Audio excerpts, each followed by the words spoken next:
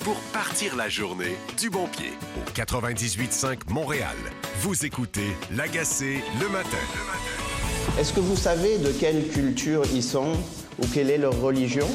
Moi non plus. Mais ce que je peux vous dire, c'est que c'est ni des Maghrébins ni des musulmans, parce que sinon, on serait sûr de savoir. Quand Québec solidaire ont décidé de faire de lui leur candidat et un député de l'Assemblée nationale, ils savaient très bien que c'est ça, ces vues sur le Québec.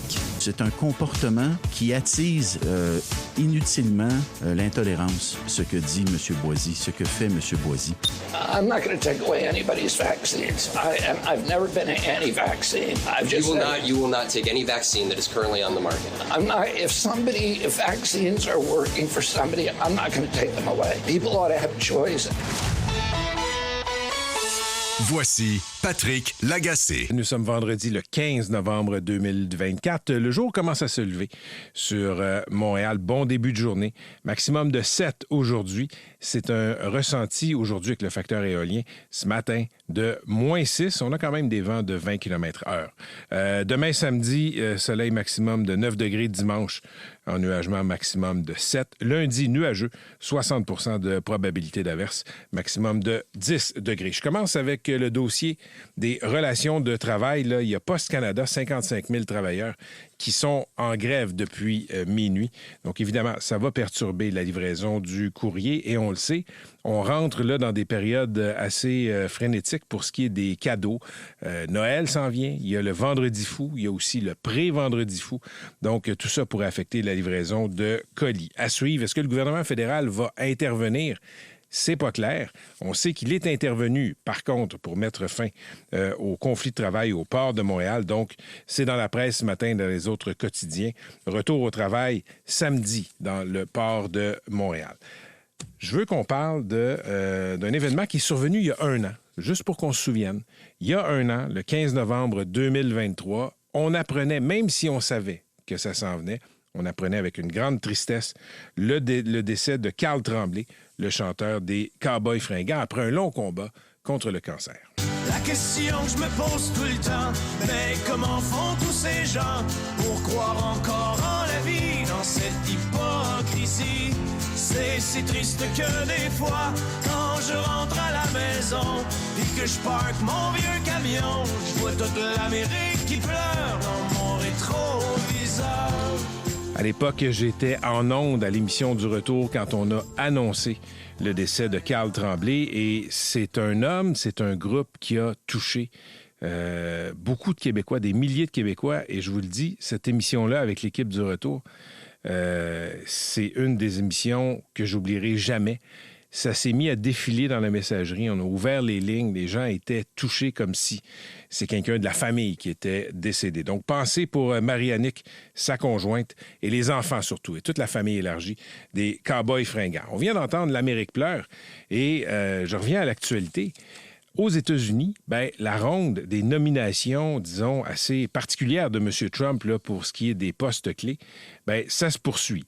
L'antivax Robert F. Kennedy Jr. va devenir ministre de la Santé. Monsieur Kennedy Jr. était antivax avant que ce soit à la mode. Il a poussé cette théorie discréditée selon laquelle les vaccins qu'on administre aux enfants causeraient l'autisme. C'est faux. Il n'en a jamais démordu.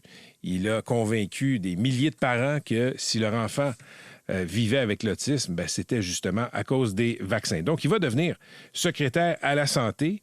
Ça fait lever plusieurs sourcils. Et ce qui est particulier, au-delà du côté, disons, assez particulier, hurlu-berlu du personnage, c'est que M. Kennedy a souvent de bons diagnostics sur ce qui ne fonctionne pas aux États-Unis. L'influence des lobbies, les pesticides qui sont un peu partout dans l'environnement et qui finissent par s'infiltrer dans l'alimentation. Tout ça, c'est vrai. L'influence des lobbies qui poussent, disons, les gens à mal manger. Sauf que, quand on voit ce que le président Trump a fait quand il était aux affaires, quand on voit à quel point il veut déréglementer, à quel point il est sensible aux lobbies, aux pressions de l'argent, c'est pas demain la veille que l'influence des lobbies va prendre fin, disons, sur ce qui touche l'alimentation, par exemple, parce qu'il va superviser ça aussi. Et quand il parle de l'impact des lobbies, ça peut toucher à la santé aussi, au développement de certains médicaments. Mais encore là, ce président-là ne s'est pas distingué par une volonté, disons, de retirer le poids de l'argent sur les politiques publiques. On voit mal comment M. Kennedy va pouvoir vraiment là, rendre les Américains, disons, plus en santé. Et encore là, dans le cas de M. Kennedy, on regarde les nominations plus tôt cette semaine. On en a parlé hier avec Charles-Philippe David, notre spécialiste des affaires américaines. On dirait que plus vous êtes extrémiste, plus vous êtes hurluberlu, plus vous avez de chances de devenir un ministre de Donald Trump. Ministre ou alors détenir un poste clé. Je regarde ce qui se passe avec le secrétaire à la Défense, celui qui va être nommé à la Défense. Est-ce que ça va passer? Écoutez, le gars est tellement incompétent qu'il y a des sénateurs qui appuient Donald Trump qui se disent « pas sûr qu'on va mettre notre sceau d'approbation sur cette nomination-là ». Donc, c'est inquiétant pour des Américains et c'est aussi inquiétant pour le reste du monde. Vous irez voir, dans la presse, il y a un portrait là, justement de Robert Kennedy Jr. C'est hallucinant de pseudo-science. Et on peut penser ce qu'on veut des vaccins, on peut penser ce qu'on veut des vaccins de la COVID, mais l'immense majorité des scientifiques disent que ça fonctionne. M. Kennedy Jr. dit « Moi, je ne veux pas enlever à personne le droit d'avoir des vaccins. » Mais quand même, si vous propagez, si vous amplifiez le message anti-vax, il risque d'avoir un effet d'entraînement. Et disons que l'exemple ne viendra pas de très, très haut pour ce qui est de la santé publique. Retour au Québec, je veux qu'on parle de Haroun Bouazi. M. Bouazi, c'est un député de Québec solidaire. Et hier, il y a des déclarations là, récentes de M. Bouazi qui ont refait surface dans la chronique d'Antoine Robitaille dans le Journal de Montréal. Et il a fait un lien complètement loufoque entre ce qui s'est passé à l'école Bedford où des enseignants d'origine maghrébine ont pourri le climat et ce qui s'est passé au centre de réadaptation Rivière-des-Prairies où des éducatrices ont eu des liens sexuels inappropriés avec des adolescents sous leur garde. Il s'est amusé à dire que, vous voyez, on l'a su très rapidement, c'était quoi l'origine ethnique des profs problématiques, mais on ne vous dira pas c'est quoi l'origine ethnique. On ne le mentionne pas, on ne le souligne pas dans le cas des éducatrices. D'abord, on ne le sait pas. Et ensuite, comme le dit Paul Journet dans sa chronique aujourd'hui dans la presse, jusqu'à preuve du contraire, ce qui s'est passé là-bas avait aucune connotation religieuse à Cité-des-Prairies, aucune connotation culturelle non plus, ce qui est tout le contraire de ce qui s'est passé à l'école Bedford. On va écouter un autre extrait qui a moins circulé de cette conférence que M. Bouazi a prononcée devant des gens de la communauté maghrébine il y a quelques semaines. Casser la construction de ces mécanismes du racisme. C'est d'autant plus important aujourd'hui que nous voyons malheureusement, et Dieu sait que je vois ça à l'Assemblée nationale tous les jours, la construction de cet autre qui est maghrébin, qui est musulman, qui est noir, qui est autochtone, et de sa culture qui, par définition, serait dangereuse ou inférieure. C'est pas banal ce que M. Bouazi a dit. Il affirme que chaque jour, à l'Assemblée nationale, il voit les mécanismes du racisme qui excluent d'autres Québécois. Chaque jour, ça veut dire que mercredi de la semaine passée, il a été témoin de ça. Ça veut dire que mardi de cette semaine, il a été témoin de ça. Maintenant, il se cache, M. Bouazi. Il se réfugie derrière des déclarations qu'il envoie aux médias. Québec solidaire ne veut pas donner d'entrevue là-dessus, mais c'est un boulet.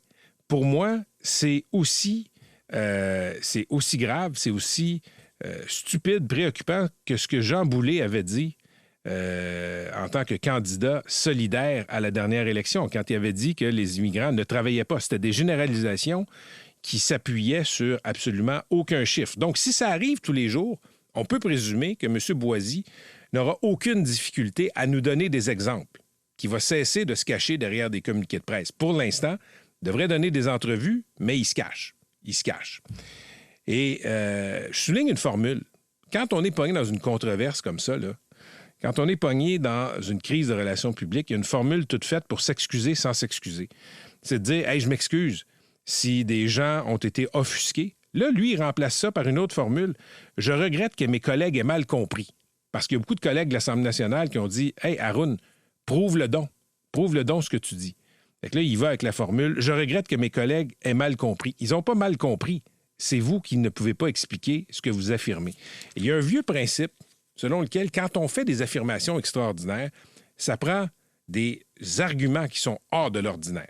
On attend toujours les arguments là-dessus qui prouveraient que chaque jour, à l'Assemblée nationale, les mécanismes du racisme sont en marche. Je pense qu'on va attendre longtemps. Par ailleurs, il y a le Congrès de Québec solidaire en fin de semaine. Rouba Ghazal va être couronné, co-porte-parole. On sait que personne ne s'oppose à sa candidature. Elle est seule. Et le parti veut mettre de l'avant son côté pragmatique. C'est à la une du Devoir aujourd'hui, là. Gabriel Nadeau-Dubois et Mme Ghazal qui ont accordé une entrevue au Devoir. On parle de prioriser là, les messages, les politiques pour mettre du beurre sur le pain des Québécois. La STM a présenté hier son budget. C'est un budget qui est de retour dans le noir, donc on n'est plus en déficit, mais quand même, il y a des gros problèmes avec les investissements dans ce qu'on appelle le maintien des actifs, les infrastructures. Donc, on est de retour dans le noir. Grâce à quoi? Grâce à cette taxe sur les automobilistes. C'est une taxe sur l'essence. La communauté métropolitaine de Montréal s'en est prévalue. Ça a été très controversé. Ça permet à la STM de quitter la zone rouge dans son budget. Sauf que là, les bris d'équipement ont explosé. Justement, quand on parle d'investir dans les infrastructures, bien, c'est aussi ça. Ça a explosé de 133 % depuis 10 ans. Pour vous donner un exemple, 2013, 60 bris d'équipement et en 2023, 154. Et ce qu'on dit, c'est que sans réinvestissement, il y a des fermetures de stations qui vont se produire plus souvent, comme ce qu'on a vu dans le cas du métro Saint-Michel. Marie-Claude Léonard, qui est la PDG de la STM, va être avec nous un peu plus tard à l'émission. Et je souligne qu'à New York, on a ravivé là, cette vieille idée qui a souvent circulé à New York, qui n'a jamais été mise en branle. Là, il semble qu'on va aller de l'avant. L'État de New York veut le faire pour accéder à Manhattan, pour accéder à New York. Ce qu'on voudrait faire, c'est d'avoir des payages pour entrer. Donc, ce serait 9 $. Le 15 $ avait déjà circulé comme scénario. Ce serait 9 $ et on se presse, semble-t-il, de le faire. Pourquoi? Parce que Donald Trump, la Maison-Blanche de M. Trump, qui va rentrer en fonction le 20 janvier prochain, est contre ce projet de loi. Et l'idée, ce serait évidemment de financer comme ça le transport en commun. Toujours dans le transport, hier, journée perturbée sur la Rive-Sud et un peu partout sur le réseau. Pourquoi? Il y a une gare de triage du CN, les trains, qui ont été le théâtre d'un déraillement. Et il y a ce qu'on appelle du peroxyde d'oxygène. On a tous eu un petit cours de chimie hier en accéléré, qui a été déversé et, ça a provoqué une intervention des pompiers. On a mis des résidences, des commerces en confinement, des CPE. Et par contre, il y a des gens qui n'ont pas eu le mémo qu'il fallait se confiner, notamment un CPE. Donc, ça a occupé les pompiers toute la journée. On voulait réduire les risques à zéro d'avoir des contaminations, d'avoir des gens qui pourraient être incommodés par les vapeurs. Il semble qu'il n'y ait pas eu de blessés, mais quand même, il y a des questions qui se posent parce qu'il y a un CPE qui n'a jamais été averti par les autorités qu'il fallait confiner les enfants. Et dans la presse, vous pourrez le lire, là, il y a une éducatrice qui témoigne, qui dit « J'étais en train d'habiller les enfants pour sortir quand il y a des parents qui m'ont prévenu qu'il ne fallait pas sortir. » Catherine Fournier, la mairesse de Longueuil, va être avec nous un peu plus tard à l'émission. Parlons d'entreprises en difficulté. Il y a le cas de Nordvolt. On le sait, depuis, là, je dirais, 2 semaines, c'est assez silence radio de ce côté-là, mais Nordvolt essaie de sauver sa peau en allant chercher du financement pour payer ses employés, payer ses activités. Les caisses sont à peu près vides. Et là, ce qu'on apprend dans la presse aujourd'hui, sous la plume de Julien Arsenault, journaliste à l'économie, c'est qu'il y a du sable dans l'engrenage des négociations entre Nordvolt et ses actionnaires. Il y a beaucoup de gens beaucoup d'entités qui se font tirer l'oreille pour mettre de l'argent sur la table. Nordvolt se fait rassurant, mais quand même, il y a des rapports qui nous viennent de Suède qui disent que la situation est vraiment pas bonne pour Nordvolt. On verra ce qui va arriver, mais juste souligner une affaire. Les contribuables québécois ont mis beaucoup d'argent dans Nordvolt, vont probablement mettre beaucoup d'argent dans Nordvolt. Si Nordvolt fait faillite, on va casquer pour près d'un demi-milliard de dollars, là, selon les estimations. Et là, on a tenté hier à l'émission d'avoir une réaction de Nordvolt, d'avoir surtout une entrevue avec Pablo Cerruti, le grand patron de Nordvolt en Amérique du Nord. Et encore une fois, on refuse des entrevues. On n'est pas les seuls à se faire refuser des entrevues, mais mémo pour les gens qui s'occupent des relations de presse de Nordvolt. Les Québécois ont mis des centaines de millions de dollars dans la caisse. Est-ce que c'est possible d'avoir des réponses? C'est une question que je pose comme ça. Ce serait le fun d'avoir une réponse. Écoutez, on va rester sur le registre des entreprises qui vont pas bien. Cinéma Guzzo, c'est à veille de faire faillite. Encore un texte dans la presse aujourd'hui, la banque CIBC qui veut faire liquider les cinémas Guzzo.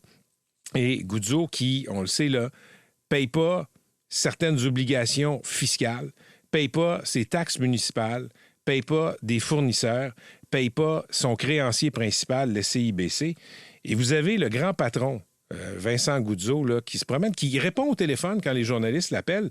Et il est toujours très coloré, M. Guzzo. Toujours une excuse pour expliquer pourquoi il y a des difficultés financières. Mais sincèrement, quand on fait le fil de toutes ces déclarations, quand on regarde la chronologie de toutes les difficultés financières de son entreprise, ça commence à ressembler à des explications de type « le chien a mangé mon devoir ». Vous irez lire ça dans la presse aujourd'hui, là.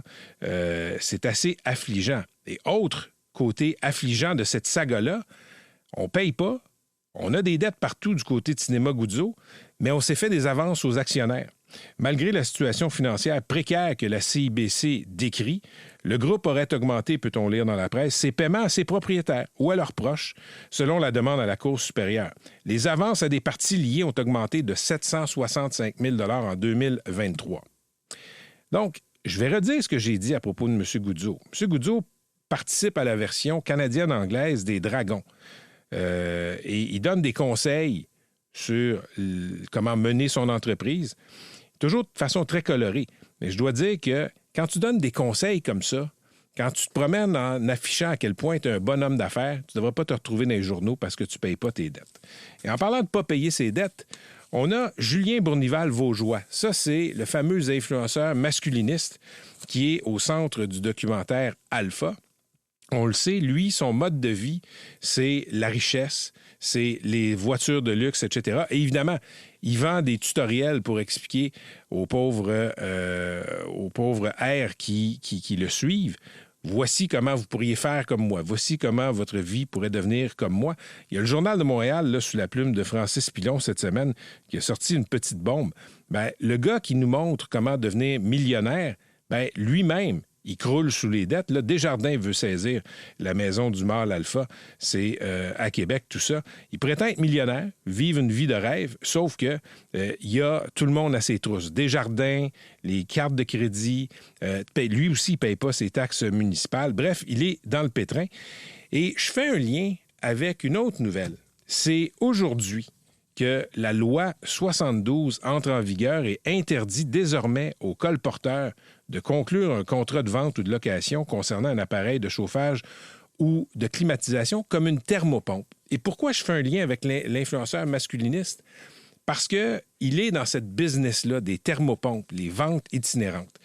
Et semble-t-il que c'est un joyeux monde de crosseurs, la vente itinérante de thermopompes. Et c'est pour ça que Simon Jolin Barrette, le ministre de la Justice, responsable des enjeux de consommation, a inclus dans son projet de loi l'interdiction de contracter, de conclure un contrat comme ça de thermopompe quand on vend de porte à porte. Il faut que tu ailles dans un établissement reconnu, dans un magasin, et là, va t'acheter une thermopompe. Pourquoi? Parce qu'il y a plein de crosseurs. Donc, en ce jour d'interdiction de vente itinérante de thermopompes, on a une pensée pour l'influenceur supposément millionnaire, l'influenceur masculiniste, qui lui aussi est au bord de la faillite. Parlant d'entreprises pas en difficulté, il y a Uber, vous pourrez lire ça sur le site de Radio-Canada. Uber a complètement supplanté le taxi au Québec. On a autorisé Uber à entrer dans le marché, ça a été une saga. pleine de rebondissements. Mais là, ce qu'on voit, c'est que maintenant, la part de marché après 11 ans de Uber dans le marché du transport de personnes, c'est 64 %. Il y a des témoignages. Là. Il y a des chauffeurs de taxi qui témoignent, qui disent « Moi, je fais moins d'argent qu'avant. » C'est à voir. Moi, quand je parle avec les chauffeurs de taxi Uber, il y en a beaucoup. Ils ont chacun leur grief face à la compagnie. Mais il y en a beaucoup aussi qui me disent que c'est plus simple qu'à l'époque où ils étaient dans l'industrie du taxi. Dans le National Post, vous pourrez lire ça à la une, Randy Boissonneau. On l'a déjà eu à ce micro. C'est un ministre de l'Alberta, mais il parle français. Il est francophone et il se disait aussi autochtone. Il disait même avoir un nom de totem. Genre homme aigle fort ou quelque chose comme ça, homme aigle puissant, là, Strong Eagle Man. Il s'est fait passer pour un autochtone. Il était même dans le caucus des députés autochtones du Parti libéral du Canada.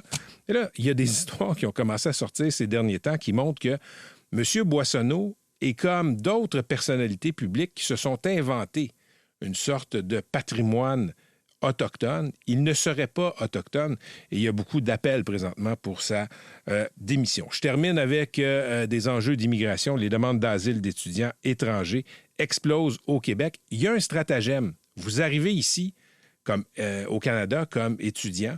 Vous êtes sur un permis, là, vous arrivez d'un pays étranger, vous faites étudier ici. Et le stratagème, c'est une fois qu'on est ici, on se déclare réfugié. On fait une demande d'asile politique. Ce serait un stratagème. Je ne vous dis pas qu'il n'y a pas des demandes qui sont légitimes, mais ça a explosé au Québec. Ça fait des années que les gens qui connaissent l'immigration le disent. Il y a des filières inventées pour que les gens obtiennent la citoyenneté plus rapidement. Et ça, justement, devenir étudiant, demander l'asile politique, c'est un stratagème qui est connu depuis longtemps. Et je regardais les déclarations de Mark Miller là, dans un article de la presse aujourd'hui.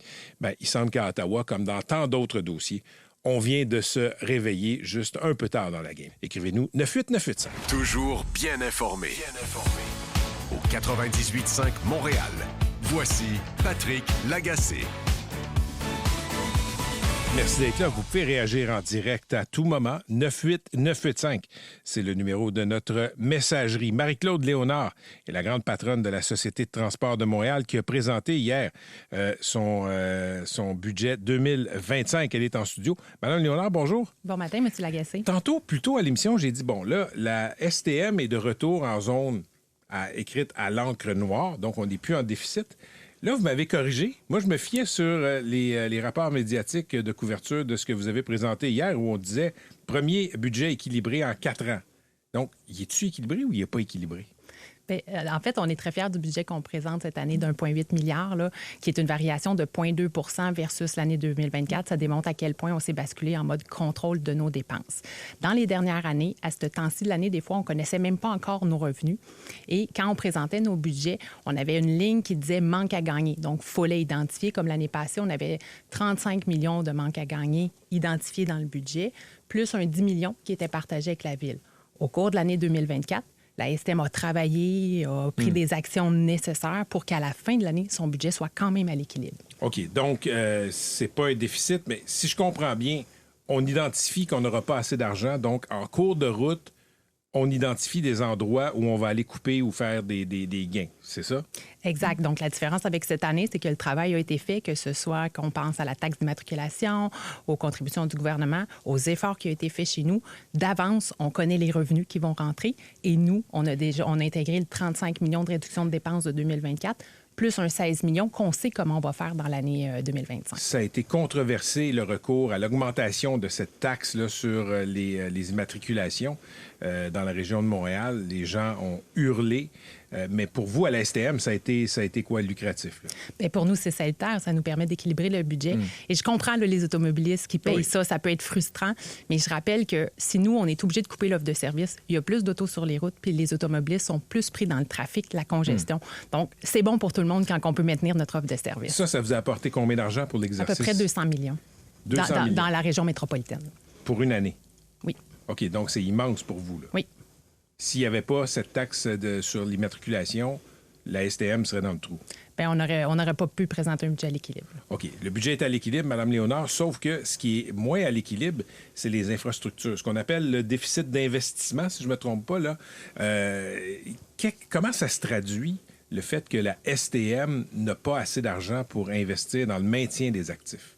Bien, c'est sûr que ça se traduit par, on a 4 fois plus d'actifs qui sont mis en mode, qui sont critiques. Donc, on fait des évaluations, on fait des inspections, on a 4 fois plus d'actifs en mode critique. Comme quoi? Donnez-moi des exemples. Ça quoi, peut un actif? être un dessous d'escalier, une chambre d'escalier mécanique, un rail, tout ça. Donc, des situations plus critiques, ça nous emmène à avoir une plus grande vigie, à intervenir plus en mode réactif que préventif. Et c'est sûr que pour notre clientèle, c'est des incidents de plus, c'est des inondations, c'est des risques de fermeture comme on a vécu à Saint-Michel. Fait que pour nous, là, c'est la priorité. Il faut être capable d'aller chercher le niveau d'investissement requis. C'est quoi le budget consacré à la STM à maintenir les infrastructures, qui est un sujet, là, on va se le dire, là, pas très sexy? Là. Bien, le budget, c'est difficile à identifier dans le sens que nous, on a un plan d'investissement de 25,8 milliards dans lequel il y a 10,7 milliards de maintien d'actifs à faire pour le réseau du métro.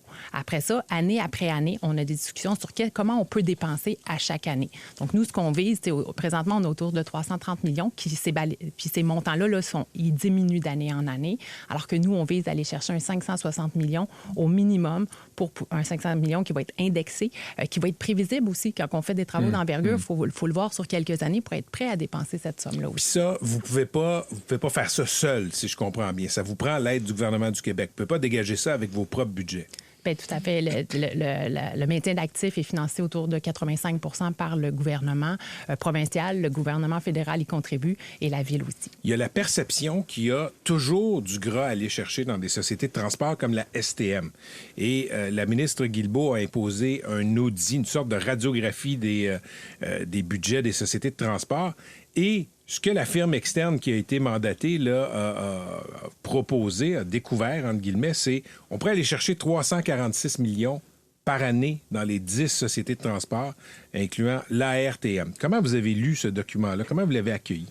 Bien, pour nous, cet audit-là vient démontrer tout le leadership de la STM, qui est la celle qui a présenté le plus de pistes d'optimisation. Nous, dès l'automne 2024, on s'est engagé à un plan d'optimisation de 100 millions sur 5 ans. Donc, on fait notre part, on n'a pas attendu, puis c'est ça, la STM. On est vraiment dans ce mode-là. OK, mais est-ce que ce 340 millions, 346, je pense, là, qui est anticipé par la firme externe, trouvez-vous que c'est réaliste? Est-ce que vous êtes d'accord avec les constats? Bien, en fait, les idées qu'on voit, c'est des idées qu'il faut explorer. Après, il va falloir monter des business cases avec des réelles économies. Et donc, nous, on est vraiment en mode collaboration. On considère les pistes. Puis, je vais donner un exemple. La piste des chauffeurs impartis, à la STM, on a 3500 chauffeurs. Donc, on a une expertise. Nos chauffeurs sont au rendez-vous pour servir notre clientèle. On ne trouvera pas 3500 chauffeurs demain matin au coin de la rue.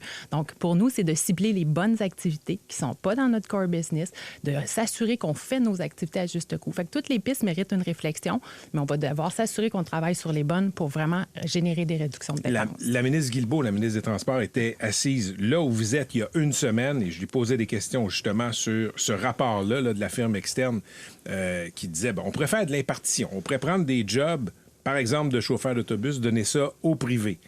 Et là, la ministre renvoie ça dans votre cours à la STM et les autres sociétés de transport en disant, arrangez-vous, faites les ententes collectives, puis allez chercher des économies là-dessus. Ce que vous me dites, Mme Léonard, c'est qu'à la STM, vous n'allez pas donner de job de chauffeur d'autobus au privé.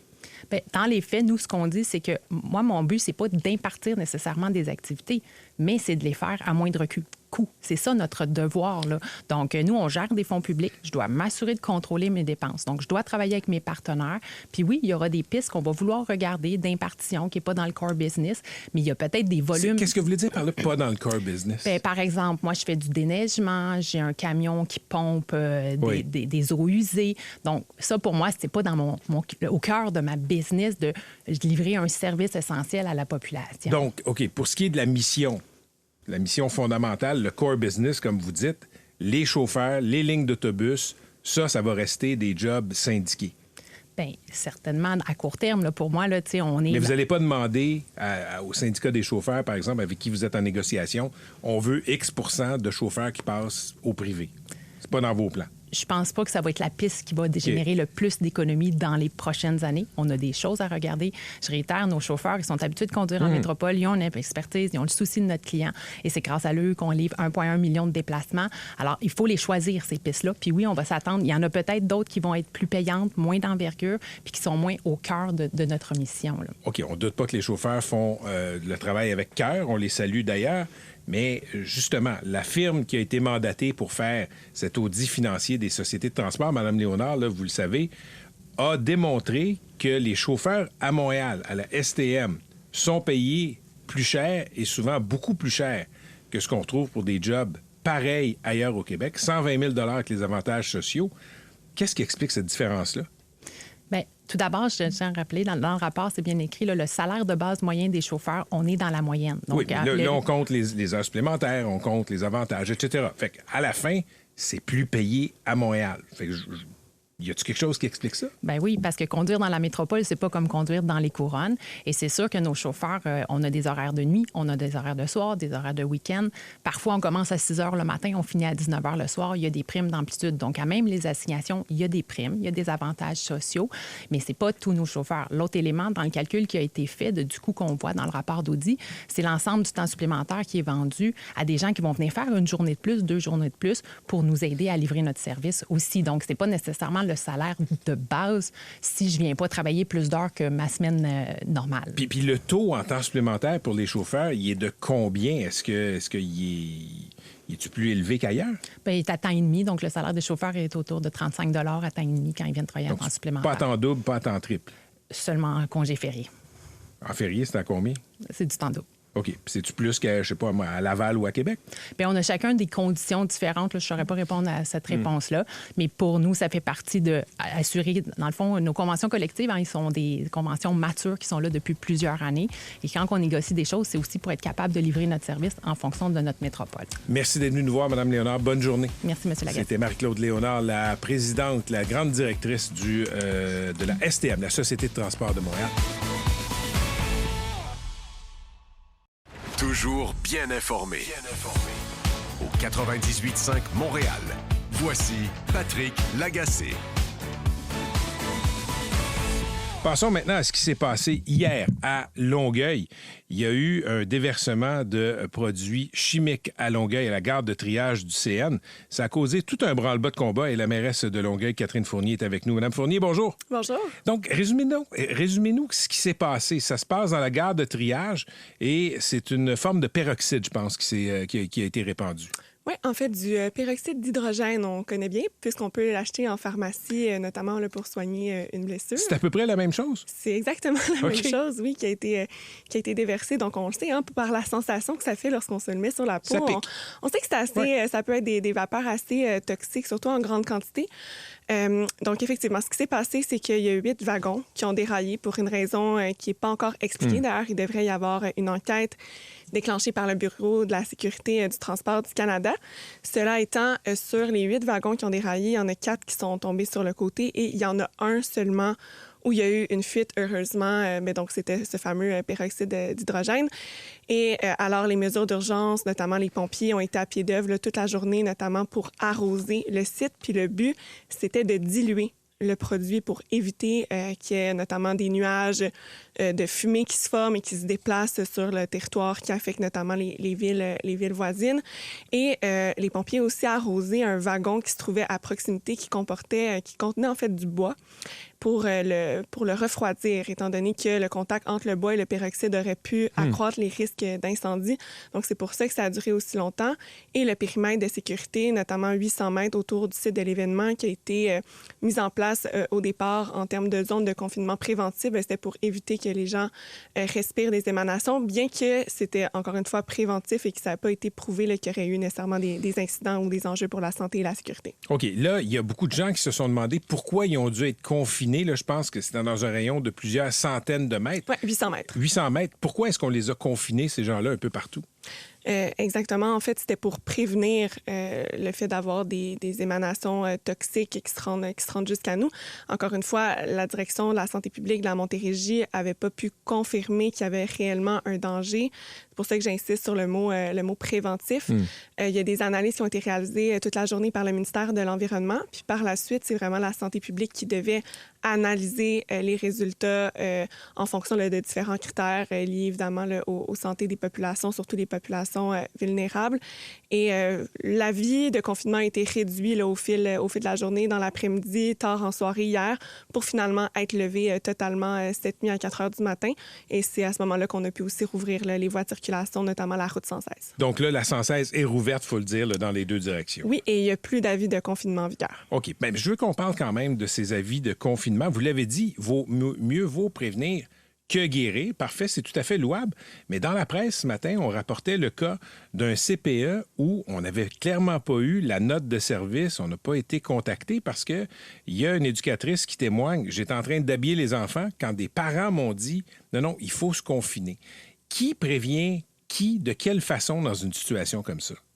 En fait, je pense que ça a été une question de minutes pour le CPE là, auquel vous faites référence, parce que le CPE le plus proche du lieu de l'incident a été contacté très, très, très rapidement parce qu'il y a un poste de commandement qui a été mis en place juste à côté. Et donc, la garderie devait effectivement être évacuée. Les gens ont été rencontrés très rapidement. Toutes les mesures ont été prises. Pour ce qui est des autres CPE ou garderies qui étaient dans le périmètre du 800 mètres, c'est le ministère de la Famille qui a été chargé de donner l'information. On a travaillé vraiment de pair hier avec l'ensemble des partenaires gouvernementaux, puis je tiens à les remercier pour leur collaboration. Mais c'est certain que lorsque l'événement arrive, dans les premières minutes, l'information est sortie aussi à peu près de façon concomitante, nous, pour nos mesures d'urgence, que dans les médias. Donc, il y a pu avoir quelques minutes là, de délai, mais on a été très proactifs, puis l'ensemble des partenaires l'ont été aussi. C'est la ville, c'est la sécurité civile, c'est Bien, qui la fait sécurité l'appel? civile, la sécurité civile, ça fait partie, dans le fond, c'est une compétence de la ville, de l'agglomération de Longueuil. Donc, pour ce qui est vraiment à proximité, c'est la ville. Mais ce qui était dans le périmètre, dans ce cas-là, c'était le ministère de la Famille. Puis je suis curieux comment on fait les communications, parce qu'il y a beaucoup de gens à prévenir dans une situation comme ça, des particuliers, des entreprises, des CPE, des écoles. Comment on fait ça? On les appelle? Il y a plusieurs choses. Donc, dans le cas des CPE, encore là, le ministère de la Famille, les écoles, il y a le ministère de l'Éducation, mais c'est aussi la ville qui était en contact avec eux. Dans le fond, la ville s'occupe de coordonner les mesures d'urgence. Donc, hier, même, il n'était pas encore 9h30 qu'il y avait déjà une rencontre du comité de coordination des mesures d'urgence de la Ville de Longueuil. Puis nous, on agit un peu comme médiateur là, entre les différentes parties. En fait, coordonnateur, le nom le dit bien. Et par la suite, on lance un automate d'appel. On a un service d'alerte qui est depuis quelques années. Donc, on est capable de géolocaliser aussi. Encore faut-il que les gens aient inscrit leur adresse civique lorsqu'ils s'inscrivent au service d'alerte citoyenne. Donc, j'en profite ce matin pour inviter les gens à s'inscrire pour recevoir l'information le plus rapidement possible lorsqu'il y a une telle situation. Puis là, je parle pour Longueuil. Vous pouvez le taper dans un moteur de recherche, le service d'alerte Longueuil, vous vous inscrivez. Mais c'est comme ça aussi pour la plupart des municipalités à travers le Québec. Donc, si vous avez un doute, et souvent, ça va être différent du service d'éneigement. Donc, faire attention d'aller s'inscrire en ligne là, sur le site web de votre ville. Donc, écoutez, l'appel est lancé. Il vaut mieux, encore là, prévenir que guérir, et tout est bien qui finit bien dans le cas de ce déversement de produits chimiques. Merci, Mme Fournier. Merci. Puis surtout, merci aux équipes qui ont été vraiment à pied d'œuvre toute la journée hier. Le CN, les équipes de la Ville de Longueuil, les pompiers, les policiers qui ont assuré la sécurité du secteur et évidemment nos partenaires gouvernementaux. Merci beaucoup, Mme Fournier. Merci à vous. Catherine Fournier est la mairesse de Longueuil. Il y a 25 ans, à peu près exactement aujourd'hui, dans la nuit du 15 au 16 novembre 1999, il y a une jeune fille de 16 ans de Terrebonne, Julie Surprenant, qui est portée disparue. Sa famille a espéré pendant des jours, des semaines, des mois, des années avoir une réponse. Espérer le retour de Julie, ce n'est jamais arrivé. Elle reste introuvable à ce jour. C'est une saga crève-cœur qui célèbre, entre guillemets, qui souligne ses 25 ans aujourd'hui. Michel Surprenant, le père de Julie, est en studio. Michel, bonjour. Bonjour, M. Lagacé. Michel, c'est un des premiers articles que j'ai fait au Journal de Montréal il y a 25 ans. Je suis allé vous voir dans votre cuisine. Vous attendiez Julie. Je me souviens très bien. Et il y a quelque chose que j'ai jamais oublié. dans ces jours-là frénétiques, vous gardiez la lumière allumée devant la maison, sur le balcon. Vous vous disiez, tu sais, c'est une sorte de symbole. 25 ans plus tard, y a-t-il encore une lumière allumée chez vous? Tout le tour de la maison. J'ai déménagé depuis ce temps-là. J'ai bâti en région. Et puis, quand j'ai installé la lumière tout le tour de la maison, ben ça, c'est toujours allumé 24 heures sur 24. Puis c'est en mémoire de Julie. En même temps, oui. Julie n'a jamais été retrouvée. On pense que c'est un dénommé Bouillon qui habitait pas loin de chez vous, qui l'aurait kidnappé, qui l'aurait tué. Il est mort. Il a fait des confidences sur son lit de mort, semble-t-il, à des infirmières. Gardez-vous espoir qu'un jour, on va trouver le corps? Écoute, c'est sûr, à l'âge que je suis rendu, j'espère que ça va arriver avant que moi, je disparaisse, n'est-ce pas?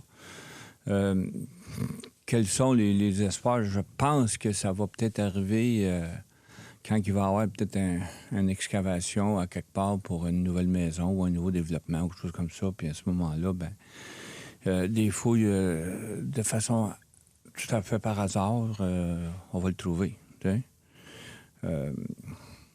L'autre hypothèse, c'est que il l'a ramené sur un réseau, puis etc., il serait hors pays, ces affaires-là. Mais ça, c'est peu probable. Tu sais. Ouais. Ce gars-là, le connaissiez-vous, Bouillon? Je le connaissais pas parce que, c'était un personnage qui était antipathique. Okay? Par contre, là où je demeurais, c'était mon voisin. Tu sais? Alors, à ce moment-là, je le rencontrais de façon occasionnelle. Vous le croisiez, là? Je le croisais, mais je ne lui parlais pas. De son passé, je connaissais qu'il avait eu des problèmes d'ordre conjugal, mais je ne connaissais pas son passé au niveau prédateur, par exemple. Quand Bouillon est décédé, en fait, dans ses derniers moments, il aurait fait des confessions à une infirmière. Et l'information n'est pas sortie tout de suite. Racontez aux gens qui nous écoutent ce qui s'est passé. Ça a été... Autant que je me rappelle, c'est Claude Poirier qui m'avait dit, savais-tu que notre ami, là, il est en train de décéder? Il dit, ah oui. Fait que là, j'ai appelé tout de suite à la Sûreté du Québec, puis je leur ai demandé s'ils étaient au courant. Ils m'ont dit que non. Fait qu'ils ont dépêché quelqu'un en urgence auprès de M. Bouillon pour justement aller chercher de l'information ou des aveux, whatever, tu sais. Mais c'est Claude Poirier qui a sonné l'alarme. Il n'a pas voulu parler à la police, je pense. Je pense pas, non. Mais il a dit... c'était une infirmière, je pense, qui a fait ses confessions? À ce que je sache, oui, il aurait fait des confessions à une infirmière, c'est ça. Puis elle, c'est pas dépêchée, semble-t-il, de le dire à la police. Bien, c'est parce que là, il y a l'ordre des infirmières qui lui a interdit de parler, qui faisait qu'à un moment donné, ça faisait un blocage à ce niveau-là. Sous prétexte de confidentialité, là, de... Supposément, c'est ça. Alors, à ce moment-là, quelques années plus tard, à ce moment-là, cette infirmière-là a décidé, c'est assez. Je vais dire ce que je sais. Hein? Mais... Est-ce que ça vous a soulagé d'apprendre ça? Oui et non. Oui et non, parce que c'est pas une certitude. Fait que là, à ce moment-là, le doute persiste quand même. Écoutez... Il y en a pour qui ça peut être un baume, mais pour moi, c'est pas la vérité. Ça vaut rien, là, tu sais. Moi, j'ai souvent pensé à vous au fil des années parce que je pense que c'est plus pire que de perdre son enfant, de savoir que notre enfant a été victime d'un accident, a été victime de la maladie. Là, notre enfant disparaît dans la nature. Il n'y a pas de traces. Comment vous avez fait pour continuer à vivre? Tu peux pas faire de deuil. Ah, OK, parce que moi, je me dis tout le temps, Julie, peu importe où elle est, peu importe la condition dans laquelle elle attend qu'on la retrouve. Alors ça, c'est la pensée qui m'anime toujours. Bon, l'autre chose, c'est faire de la pensée positive par rapport à tout ce qui peut se passer, d'écarter toute pensée négative, c'est de les écarter. Bon, on va vers la pensée positive, on va par là, tu sais, bon. Moi, je bois pas, je fume pas. Fait, ces choses-là, j'ai pas tombé dans ces dépendances-là, comprenez-vous? Mm-hmm. même si les années ont passé, même si ça fait 25 ans, le soir, avant de dormir, là, c'est toujours un combat. Pourquoi? Parce que il y a trop des idées qui nous reviennent, hein? Puis c'est ça, c'est ces genres de scénarios-là qui me reviennent tout le temps. Où est Julie? Qu'est-ce qui est arrivé? Whatever. Chaque soir, quand vous vous endormez, vous pensez à Julie. Vous savez, le corps c'est synchro, si on peut dire. Hein? Il y a un moment donné dans la soirée où je m'endors. Mais là, si je le combats, c'est fatal. Il faut pas que je le combatte parce que, justement... là, vous tombez dans ces pensées-là. Là, je vais tomber dans ces pensées-là, je vais me mettre à le combattre, puis ça, puis à ce moment-là, ben ça peut aller jusqu'à 3 heures du matin, là, à ce niveau-là. Michel Surprenant, vous avez perdu votre fille qui est disparue sans laisser de trace il y a 25 ans, Julie Surprenant. Comment ça a affecté votre vie puis celle de votre famille? Oh mon Dieu, comment ça a affecté la vie? C'est terrible, là. C'est sûr que, bon, Julie avait une sœur avec laquelle il y avait 13 mois entre les deux. C'est sûr que pour Andréane, ça a été un drame elle aussi, parce que c'est sa sœur, pratiquement sa sœur jumelle, n'est-ce pas? Moi, ben, écoutez, ça m'a obligé à pas m'apitoyer sur moi-même. Pourquoi? Parce que ma fille était là. Je me devais de rester fort pour elle. Et puis, bon, ben, indirectement, c'est elle qui m'a sauvé aussi, tu sais, en étant par sa présence. Comprenez-vous, là? Le reste, ben, c'est comme je vous ai dit, là, c'est de chasser toutes les idées négatives qui peuvent te passer par la tête. Il faut les mettre de côté.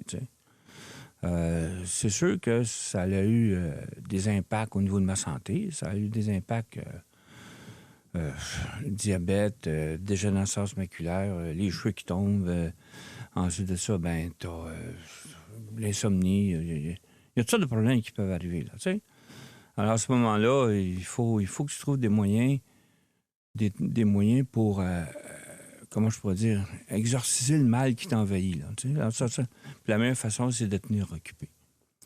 Alors, qu'est-ce qui est arrivé dans le temps? C'est que j'avais comme moyen de m'embarquer dans des projets qui étaient utopiques. Puis plus il était utopique, plus ça m'obligeait à me casser la tête pour trouver un moyen pour le réaliser. Comme quoi? Quelle sorte de projet utopique? Bon, écoutez, le dernier projet utopique, ça a été de bâtir ma maison. Ça m'a amené à me casser la tête parce qu'il fallait que je comprenne les plans, il fallait que je comprenne toutes sortes d'affaires, il fallait que je deal avec des contracteurs, il fallait que je deal... Ça m'a amené justement à me sortir du mal qui m'envahit pour être capable de me concentrer ailleurs, voyez-vous? Alors, qu'est-ce que ça fait? C'est qu'avec les années, ben, veux pas, tu prends de l'expérience à ce niveau-là. Ça t'amène un côté positif dans le sens que tu es plus débrouillard que tu l'étais, tu es plus... Bon, mais il reste quand même que le point tournant de tout ça, c'est qu'à un moment donné, c'est qu'il y a un mal qui est là, que tu dois combattre tout le temps. Vous m'avez écrit il y a peut-être une semaine pour me dire, dans quelques jours, ça va faire 25 ans. Pour vous, c'est important de ne pas oublier, je pense. Ben, moi, je le fais pour Julie, parce que Julie, écoutez, elle a disparu, on n'a jamais eu de connaissance, puis tout ça, mais je me dis que à un moment donné, on ne sait jamais, il y a peut-être quelqu'un qui va dire « Hey, moi, j'ai une information qui est peut-être cruciale, là, puis qui pourrait faire en sorte qu'on pourrait dénouer. Hein? » Vous avez encore cet espoir-là? Ben, écoutez, l'espoir, c'est ce qui nourrit aussi. Hein? Est-ce que c'est utopique? Je pense pas. Un jour, on va avoir une réponse. On ne sait pas de quel bord qu'elle va venir, on ne sait pas de quelle façon qu'elle va venir. On espère juste qu'elle va venir. Michel Surprenant, il y a des camarades de classe qui n'ont jamais oublié Julie, et il y en a une qui est devenue dramaturge, qui a écrit une pièce de théâtre sur Julie, sur la disparition de Julie, et comment ça a affecté les camarades de classe à l'époque. Est-ce que vous avez vu la pièce? Moi, je ne l'ai pas vue parce que ma fille, elle me dit, c'est pour les jeunes, les inciter à être sensibilisés à cette situation-là. Et ensuite de ça, ce court-métrage-là, si on peut dire, il est fait pour tourner à travers les écoles pour faire de la sensibilisation. Moi, j'ai été excessivement content d'entendre ça parce que je me dis, regarde, tu vois, c'est une initiative qui vient d'une tierce personne et puis qui peut faire du bien. Hein? Fait que là, à ce moment-là, moi, j'ai pris ça de façon positive. J'aurais aimé ça le voir, mais ma fille, elle me dit, ça te donnait de le voir parce que tu sais qu'est-ce qui s'est passé là-dedans, mais c'est surtout au niveau de comment créer de la prévention par rapport à ces choses-là. Ça doit vous toucher de savoir qu'un quart de siècle plus tard, les amis de Julie ne l'ont pas oublié. Non, ça, c'est sûr qu'à un moment donné, tu es content de ça, tu sais. J'ai travaillé fort pour garder l'histoire vivante, mais je suis content qu'il y ait du relais aussi. Michel, j'espère que la prochaine fois qu'on va se voir en studio, c'est parce qu'il y aura eu des nouvelles, des développements dans le dossier de la disparition de votre fille Julie Surprenant. Merci d'être venu nous voir aujourd'hui. Oui, je voulais juste rappeler en finissant que vous étiez le premier journaliste qui était venu me voir à ce moment-là. Oui, je m'en souviens. À Terrebonne. Oui. Lâchez pas. Merci. Merci beaucoup. C'était Michel Surprenant. Il y a 25 ans, presque jour pour jour, là, ce sera demain l'anniversaire, entre guillemets, du 25e de la disparition de Julie Surprenant.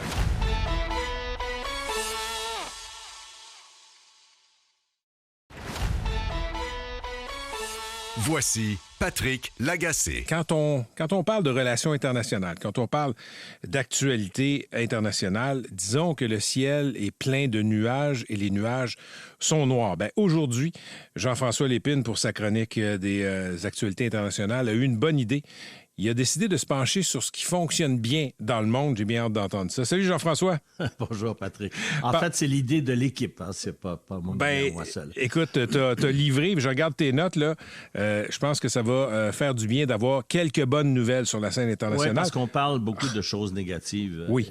Effectivement. Puis entre autres, moi, je m'intéresse beaucoup à la démocratie dans le monde dont on dit qu'elle est en déclin. Bien, aujourd'hui, je vais vous parler de 2 cas très importants. Le Sri Lanka.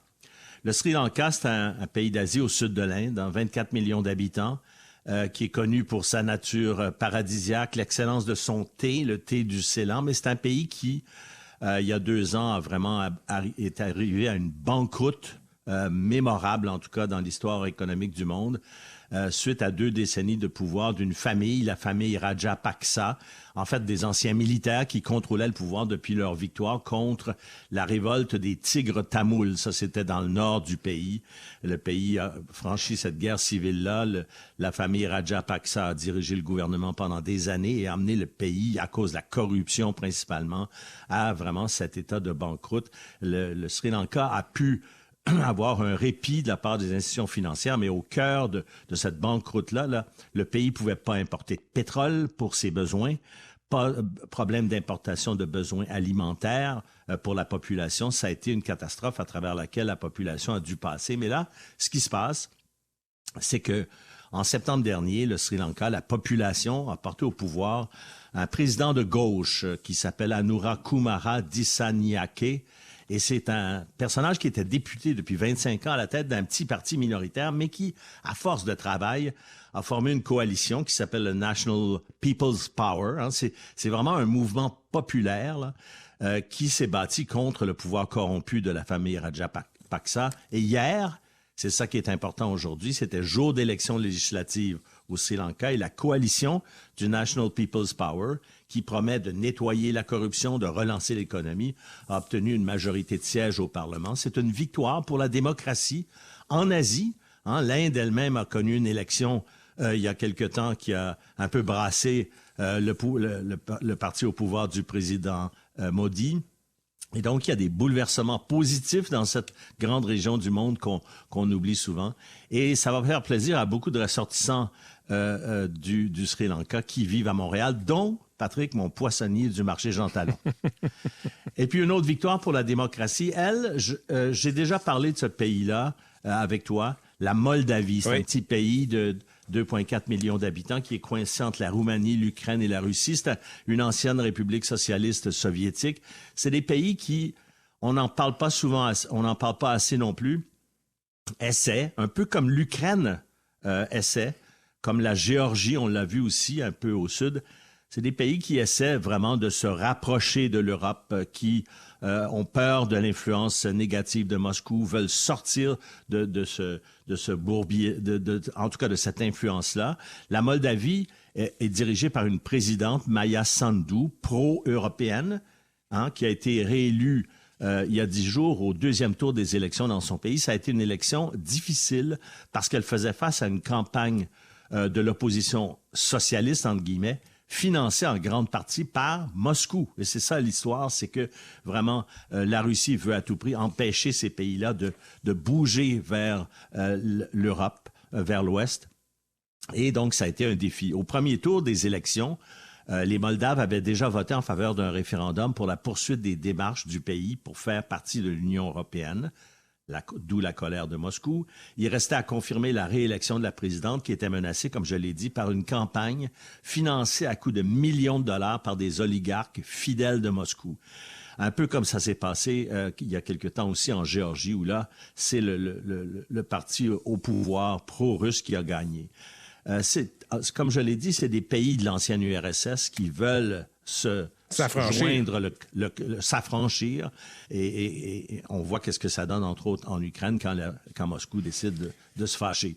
La victoire de la démocratie en Moldavie reste fragile. Hier, il y a des drones russes qui ont survolé le territoire. Encore une fois, c'est un tout petit pays, ce qui a été dénoncé par le gouvernement moldave. La présidente a été réélue, pour te donner un exemple en particulier, par un vote très important de la diaspora moldave, qui est surtout concentrée en Allemagne, où, pendant le deuxième tour, des bureaux de vote ont été la cible d'attentats à la bombe. On le voit à quel point Moscou a le bras long, même en Europe de l'Ouest. Et Jean-François, il y a aussi des bonnes nouvelles sur le Canada et sa place dans le monde. Et Dieu sait que tu es souvent critique de la politique étrangère canadienne. Oui, exactement. Je suis critique, entre autres, de la politique étrangère du gouvernement Trudeau. Pourquoi? Parce qu'on le voit, position face à Israël, où on est complètement absent de nos traditions, où on avait une habitude de compassion pour les peuples victimes des guerres, entre autres.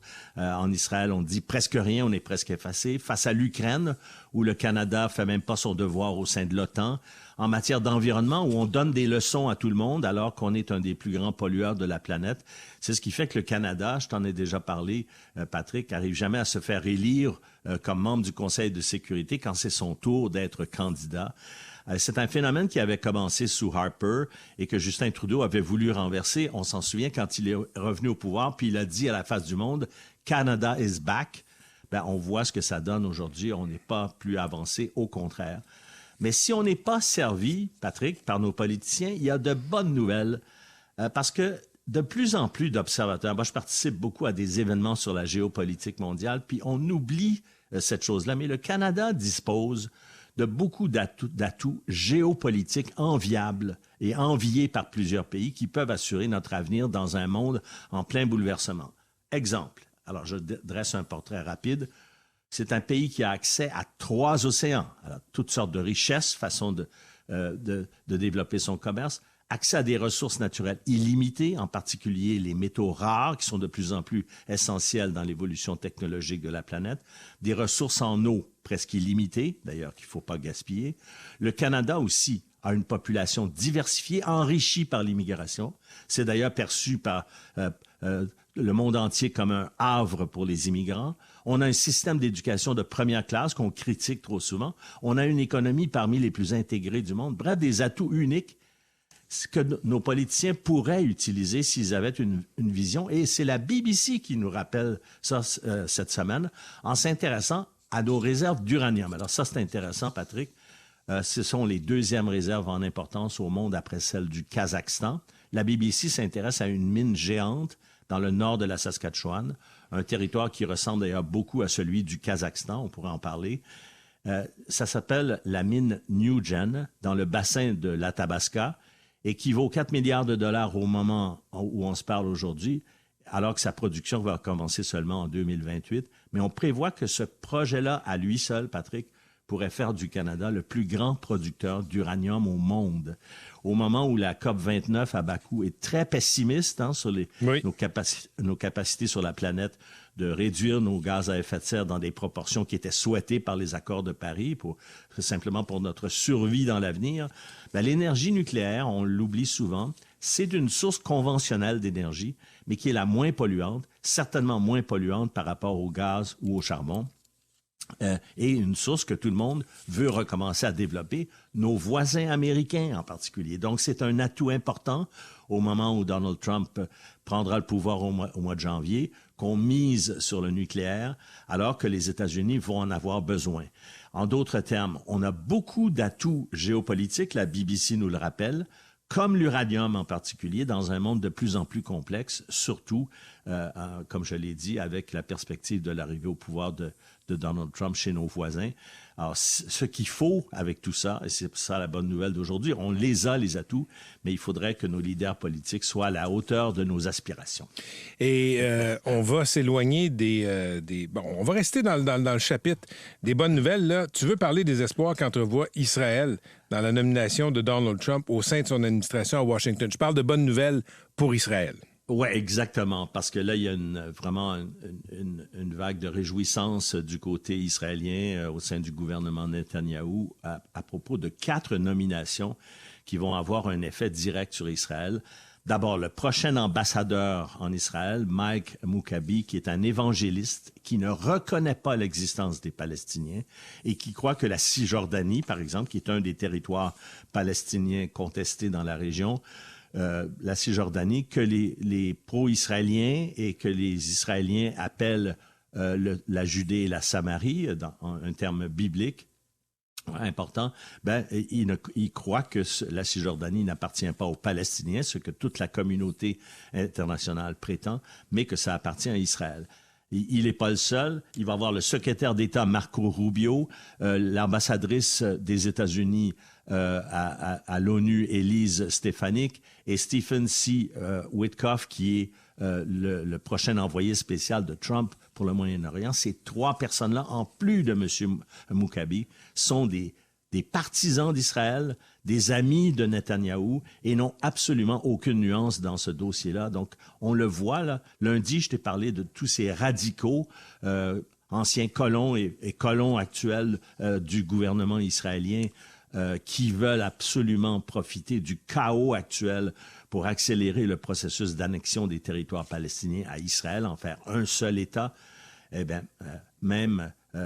dans le contexte là où Donald Trump s'en vient à la Maison-Blanche, avec les nominations qu'il a faites, le Dream Team, comme il l'appelle, de ces 4 personnes-là, est pour eux extrêmement important. Et aujourd'hui, il faut le rappeler, c'est le jour pour les Palestiniens, le jour de l'indépendance de la Palestine, qui, le 15 novembre 1988, avait été proclamé en Algérie par Yasser Arafat devant le Conseil national de la Palestine. J'étais là à l'époque. Aujourd'hui, avec tout ce qui se passe, en particulier au sein de l'administration Trump, on est vraiment très loin d'un rêve d'indépendance pour la Palestine. Jean-François, merci. On va se retrouver dès lundi prochain. Je te souhaite une excellente fin de semaine. Oui, bonne fin de semaine. Salut. Chronique du vivant avec Pierre Gingras. Le professeur Gingras est là, c'est l'automne. Bonjour, Pierre. Quel plaisir une fois de plus. Pas autant que pour nous autres. Toute la classe est réunie. Trop, c'est trop, trop, c'est trop. Vous êtes prêts? On est, oh mon Dieu. Oui, on est prêts. On est prêts. Tu veux nous parler de feuilles aujourd'hui? Pourquoi les feuilles tombent pas? Je sais pas, Pierre. Vous avez remarqué qu'à Montréal, justement, si on regarde les baies vitrées, on voit qu'effectivement, il y a plein d'arbres qui ont encore leurs feuilles. Sur vos terrains, vous allez remarquer notamment qu'il y en a certains qui sont complètement tout nus, alors que d'autres, il y a encore leurs feuilles. Ceux qui persistent à attendre le plus longtemps possible pour faire le striptease, c'est souvent des arbres qui sont d'origine étrangère. On va vous donner un exemple. Un des arbres les plus communs à Montréal qui a été planté un peu partout, c'est l'érable de Norvège. Alors, l'érable de Norvège, ça tombe beaucoup plus tard que d'autres. Ils se déshabillent moins vite, les Norvégiens. Tout le monde a des lilas. Le lilas, c'est assez commun, c'est le cas de dire, parce qu'on l'appelle le lilas commun. Moi, chez nous, mais là, les feuilles sont encore dedans, même si gelé 2-3 fois. Vous avez aussi d'autres arbres qui, effectivement, vont garder leurs feuilles même tout l'hiver. Puis il y a un arbre qui est très, très commun à Montréal parce qu'il est très beau. C'est le chêne fastigé d'Europe. C'est un chêne qui est dressé, dont les feuilles tombent au printemps seulement. Donc voilà, c'est la réponse à votre mystère. Bon, et là, qu'est-ce qu'on fait avec les feuilles quand ça tombe? D'abord, il faut attendre qu'elles tombent. Ça, c'est bien commode, parce que sinon, tu vas faire... Sinon, ça peut être long, d'aller chercher une par une. Oui, ça peut être long, mais moi, je vous conseille d'attendre quand même parce que vous avez fait le travail 20 fois. Oui, c'est vrai. OK? Surtout quand ils vendent. Mais qu'est-ce qu'on fait? On les ramasse, mais ce qu'il faut dire avant, c'est que ces feuilles-là, quand elles tombent dans la nature, elles ont un rôle très, très précis. C'est elles qui composent la litière de la forêt. En d'autres termes, ce qui sert à nourrir les arbres, à nourrir les plantes, c'est ces feuilles-là qui se décomposent tranquillement au fil des années. Nous autres, dans nos jardins, c'est pas de même que ça marche. Dans nos jardins, il faut nettoyer parce qu'un jardin, c'est avant tout esthétique. En agriculture, notamment, on nettoie les champs, on va les labourer, on nettoie les champs. Ça se traduit comment? Comme il n'y a pas de litière, mais habituellement, un jardin potager notamment, ou des plates-bandes de fleurs, vous ajoutez du compost justement pour pallier à cette litière qui est absente. Et en matière agricole, c'est évident que vous devez mettre de l'engrais, puis vous devez mettre de l'engrais à la tonne aussi. Quand on parlait des feuilles, je vous signale que les conifères, même si eux restent habillés tout l'hiver, mais les conifères aussi perdent leurs feuilles. Les aiguilles, c'est des feuilles, ça joue exactement le même rôle. Mais dans le cas des conifères, c'est pas aussi brusque, sauf dans le cas du mélèze. Vous savez que le mélèze est le seul conifère qui perd ses feuilles. Oui. Et c'est un bel On l'a arbre, appris ça à la d'ailleurs. petite école. Ça, c'est très bien que vous l'ayez retenu, d'ailleurs. La seule chose que j'ai retenue de mon parcours scolaire. Ah oui. Et ces conifères-là, notamment, il y a 2-3 semaines, ceux qui ont des cèdres ou des tuyas chez eux ont sûrement remarqué qu'une partie de ces tuyas-là, ils devenaient rouges. Oui. Ils devenaient rouges et toutes ces feuilles-là qui sont rouges, ils vont tomber. Pourquoi? Parce qu'elles deviennent inutiles pour l'arbre. Donc, ça donne rien si ça rapporte pas à l'arbre, ça vaut pas la peine. Dans le cas des autres arbres, les ifs, c'est au printemps, mais dans le cas de même les épinettes, où on voit pas de changement, mais les épinettes, les aiguilles vont pas toffer, mais ils vont persister. Les aiguilles vont persister quand même 2, 3, 4 ans avant de tomber. Maintenant, faut-il ramasser les feuilles? Eh bien oui, il faut ramasser les feuilles pour la raison suivante. Attends, sur toutes les surfaces. Oui, sur toutes les Gazon, surfaces. jardin, etc. Là. Moi, il y a une question esthétique, je viens de le mentionner tout à l'heure. Il y a une question esthétique pour le jardin, mais plus que ça. Sur le gazon, c'est évident que ça va étouffer votre gazon si vous le laissez là. C'est à moins que ce soit, vous aviez passé la tondeuse. Moi, je passe la tondeuse. J'ai fait un premier ménage. On peut passer la tondeuse dedans. Vous passez la tondeuse dedans, mais attention, si vous en avez 2 pouces d'épaisseur ou 3 pouces d'épaisseur, c'est un peu trop. Donc, il faut que ces feuilles-là soient déchiquetées pour qu'elles rentrent à l'intérieur du gazon pour, en fait, servir d'engrais, entre guillemets. Juste une seconde, Pierre. Mon ami Yannick a lancé un oui, entendu, comme si c'était de... le temps, c'est de l'argent. Comme tout le monde savait ça. Pas de là. temps à perdre de tondre le gazon, plus ramasser les feuilles. C'est Ça enlève le plus gros. Toi, tu tonds ça, les feuilles. Vraiment, c'est...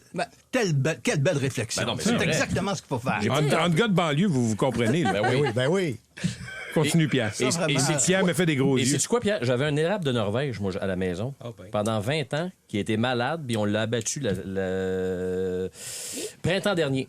Ah oui? Un gros deuil? Oui, il était oui, parce que là, le terrain, il s'est rendu... Il est tout nu. Oui, c'est tout nu. C'est comme quelqu'un qui se rase la moustache. Je le reconnais pas. Exactement. Il y a un autre élément qui est important pour ramasser les feuilles dans les plates-bandes de fleurs ou le potager. C'est que j'ai constaté au cours des années, notamment dans les plates-bandes de fleurs, que si vous avez une accumulation importante, on parlait d'érable de Norvège. Érable de Norvège, ça fait des tapis de feuilles qui sont 7, 8, 9, 10 et plus d'épaisseur. Mais ça, au printemps, ça gèle au cours de l'hiver, ça se tape. Puis à ces endroits-là précis, souvent, surtout s'il y a un poil d'ombre, si je peux dire, ça va dégeler beaucoup plus tardivement. Et ramasser les feuilles, parce qu'on dit, on va y ramasser au printemps, après tout. Ramasser les feuilles au printemps, bien sûr, c'est une option. Sauf qu'au printemps, le terrain commence à fondre, c'est le cas de le dire. La terre commence à fondre. Et si vous avez des plates-bandes de fleurs, dans le potager, c'est moins grave, mais des plates-bandes de fleurs, mais quelqu'un qui a été un peu prévoyant, dans ces plates-bandes de fleurs, il va y avoir plein de bulbes qui vont commencer à pousser. Donc, vous allez vous promener là-dedans pour ramasser vos feuilles et en écrasant en même temps toutes les bulbes qui commencent à pousser, toutes les pousses de bulbes. Donc, ce que tu nous dis, c'est un rappel de ce vieux proverbe. Pourquoi remettre à demain ce qu'on peut faire aujourd'hui? C'est très fort. C'est ça, hein? C'est très fort. C'est même philosophique. C'est pour ça que j'anime l'émission. Hey, mais moi, j'ai une question, sérieusement, parce que ramasser les feuilles, est-ce que c'est une bonne idée pour éviter la propagation de maladies ou de parasites? Par exemple, la tache goudronneuse. Certains érables sont prêts avec ça. Je me demandais ça, moi aussi, Marc. Toi aussi? Ben moi, je l'ai eu, la tache goudronneuse. Pas moi, personnellement. Ça m'empêche de dormir. Mais ça, c'est intéressant parce que c'est un des éléments. Ouais. Il y a 2 écoles de pensée pour nettoyer les plates-bandes ou nettoyer le gazon. On parle de plates-bandes, nettoyer plates-bandes. C'est qu'on disait effectivement... on parlait des maladies. Oui. Moi, j'ai toujours préconisé qu'effectivement, il fallait nettoyer en raison des maladies qui pouvaient s'accumuler. Et la tache goudronneuse est un bel exemple. Et il y a un autre élément, c'est que toutes ces feuilles-là, tous ces végétaux-là vont garder aussi les maladies comme le loïdium, le blanc qu'on voit un peu partout. On voit ça des fois sur les érables, on voit ça à l'occasion, c'est pivoine. Donc, il faut nettoyer. C'est mieux de nettoyer. Incidemment, la tache goudronneuse, j'ai un élément qui est assez intéressant que j'ai découvert cette année. Si vous me permettez de dire la découverte entre guillemets, c'est que moi, j'avais mon érable de Norvège, il est gigantesque le mien. Il était couvert de taches goudronneuses. Et depuis 1 an ou 2, il n'y en a plus. Et je dois admettre que je me suis pas attardé sur le phénomène pour comment ça se fait qu'il y en a naturellement. Plus. Oui, naturellement. J'ai pas touché, là, c'est trop. Non, on devrait reparler aussi des champignons parfois sur les arbres. Moi, j'ai ça à la maison. J'ai des chênes aussi que je vais devoir abattre dans les prochaines années parce qu'ils ont des fourmis à l'intérieur qui ont mangé. Moi aussi, j'ai ça. Oui. Attention, les fourmis, habituellement, à l'intérieur d'un arbre, c'est pas les fourmis qui ont mangé l'arbre, c'est de la carie souvent qui est naturelle, et les fourmis ont profité de l'endroit pour s'installer. Il faut faire attention, là. C'est pas on n'a pas de termites au Québec. Pierre, donc, tu as déjà un de tes sujets pour les prochaines semaines. J'aurais voulu te parler du chevreuil que tu as abattu, sauf que j'ai plus de temps. Cependant, on va plugger la prochaine chronique de Valérie Roberts et je vais te poser une question qui va peut-être te confondre. Ta chanson préférée de Taylor Swift, Pierre, c'est quoi? Je suis très curieuse de savoir. J'en ai pas. Est-ce que tu la connais? Pardon? Est-ce que tu la connais? Okay, je suis pas ta de nom. tout le disque folklore parle beaucoup de verdure, parle beaucoup d'automne. D'automne, ça marche. Je vous suggère le disque folklore. Parfait. Pierre, on va te l'écrire sur un petit papier. Tu pourras l'écouter sur Spotify en retournant à Alors, Boucherville. Pierre, ta chanson préférée, c'est Blank Space.